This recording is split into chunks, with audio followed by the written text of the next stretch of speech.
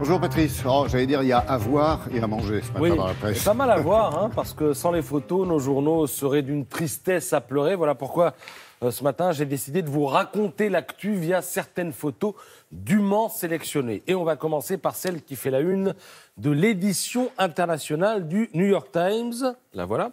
Alors on y voit 2 pouces sur un écran et une main qui s'efforce de bien les maintenir en place. Bref, ça sent bon l'identification forcée.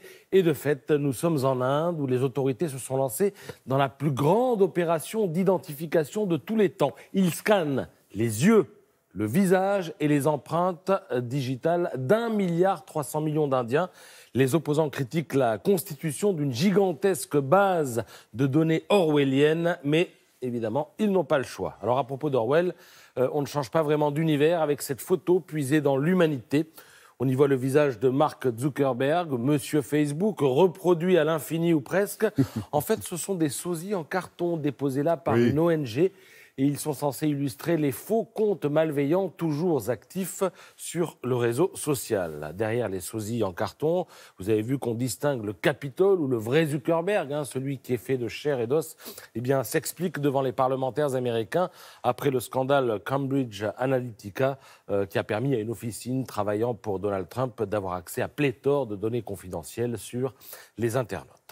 Troisième photo, celle d'un ancien président de la République qui squatte tous les récits ce matin à la faveur de la sortie de son livre intitulé « Les leçons du pouvoir ». Alors j'ai choisi cette photo signée Audouin Desforges parce qu'en la voyant, je me suis imaginé la scène, Laurent.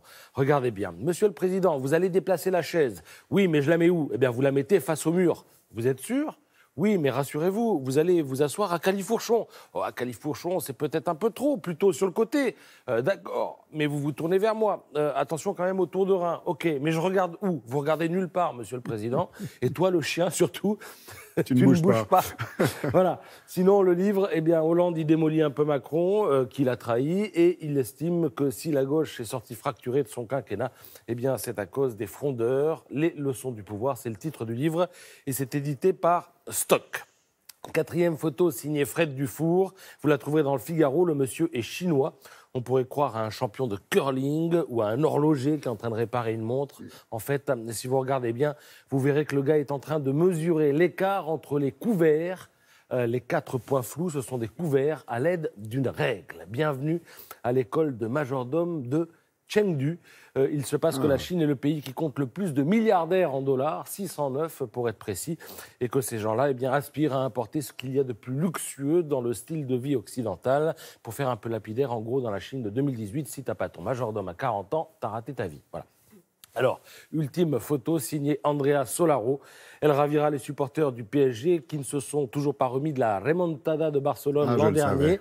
Les voilà vengés par l'AS Rome de Daniele De Rossi et Alessandro Florenzi. Alors regardez-les. Si vous voulez savoir ce à quoi peut ressembler la petite mort du buteur, c'est là que ça se passe à la une de l'équipe ce matin. Je rappelle qu'au match aller, Barcelone avait gagné 4-1. Rome a réussi l'exploit hier de marquer 3 buts sans en encaisser.